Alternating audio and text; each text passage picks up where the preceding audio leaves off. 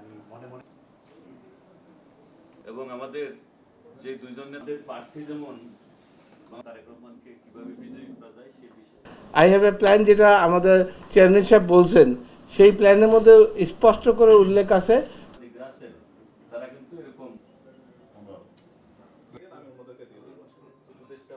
Committee আমাকে অনুমোদন দেয়, এটা আমি জাস্ট প্রস্তাব রাখলাম। যদি আমাদের বিএনপি বিটের